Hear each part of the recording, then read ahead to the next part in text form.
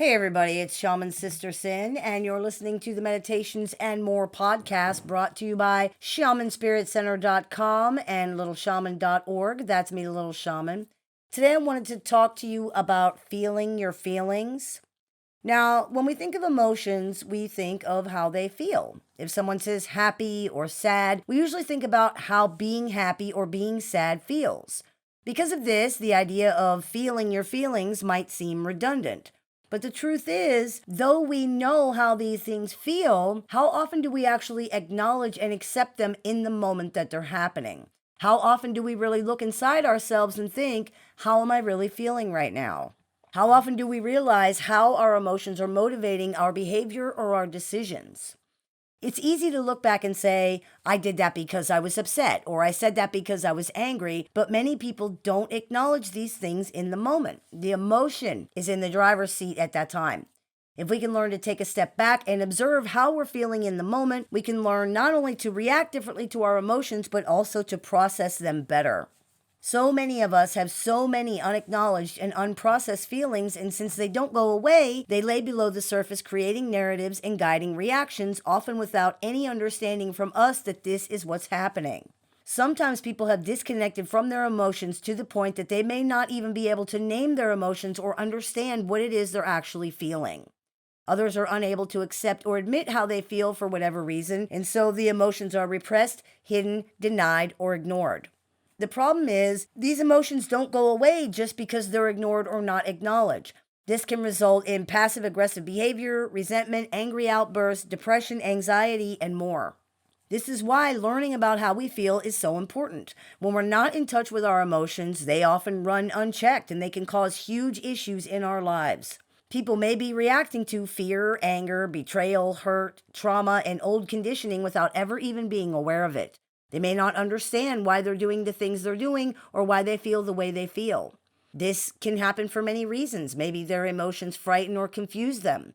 Maybe they were conditioned to believe that having, showing, or talking about emotions was not okay for some reason. Maybe they're afraid to face their emotions or the situations that the emotions are attached to. There are a lot of reasons it can happen, but you can get to know yourself and get in touch with your emotions to learn to better understand them and you. One way to do this is to make it a habit to check in with yourself a few times a day. Am I okay? How do I really feel? Why do I feel this way? What do I need? When you ask yourself these questions, make no judgment of yourself or your emotions. Just feel them and name them. You may not know why you feel a certain way, and if after a sincere effort you still can't figure it out, that's okay. Sometimes emotions are irrational. This exercise is primarily to help you get more comfortable with observing and examining your emotions. It might feel silly at first, but the more you do it, the more sense it starts to make, and the better you can observe. The better you can observe your emotions, the better you can regulate them. For example, when you become comfortable observing and naming your emotions, you can find the points where you're starting to become overwhelmed or perhaps when you're going to lose your temper. This helps enormously with reacting to your emotions in a healthier way and with learning to set boundaries.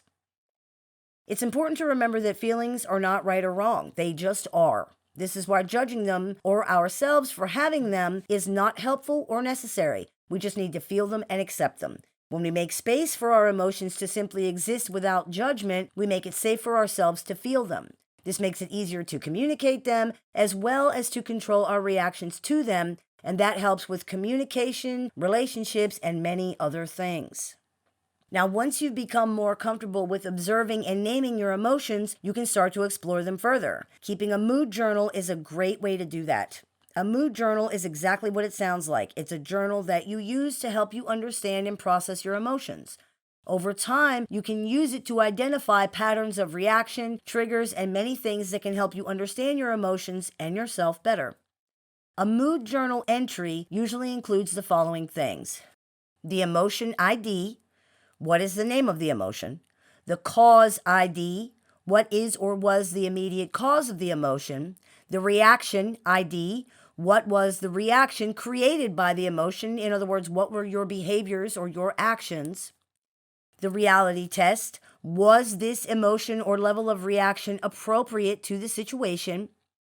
The solution identification, is the cause of this something I can actually change? And if so, how can I change it? and self-soothing and self-care. What can I do to take care of myself in this type of situation in the future when I feel like this again? Once you've learned to identify all of these things, you can start working on tracing the emotional cause back and addressing the reason the immediate situation triggered the emotion the way that it did. For example, if you feel rejected because your friend canceled plans with you, you can then look at what's behind that feeling.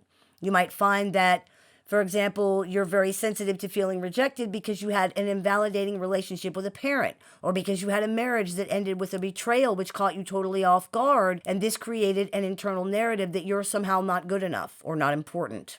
Or maybe through studying the mood journal, you see a pattern of irritation and overreactions on your part that creates arguments with your partner around dinner time, and you realize that that's happening because your job is exhausting and you're not getting enough sleep. So by the time dinner time rolls around, you're just too tired. In this way, we can start to really explore why we feel the way that we do, what is causing our reactions to these feelings, and what we need to address in order to address these things, to heal these things. In the first situation that we gave, for example, we might remind ourselves that there are many reasons someone might cancel plans, and regardless of the reason, the things people do are reflections of their feelings, not our value. In the second situation, we might have an honest conversation with our partner about our exhaustion and take practical steps to get more rest. By understanding ourselves better and taking control of our emotional reality, we can create healthier patterns in our lives. If you'd like to get started on mood journaling, there's actually a free template that you can download in the tools section of my website, littleshaman.org. I hope that clears a few things up for you. As always, I look forward to your comments, questions, and suggestions, so please keep those coming. I take appointments online, over the phone, via text, via messenger, via email, and through Skype. So if you're interested in speaking with me one-on-one, you can visit littleshaman.org to go ahead and do that. I teach workshops a few times a month, so if you're interested in seeing what we're running or signing up for any of those, you can visit littleshaman.org to do that as well. You've been listening to the Meditations and More podcast brought to you by littleshaman.org. That's me, Little Shaman. May the Great Spirit bless you and have a wonderful day.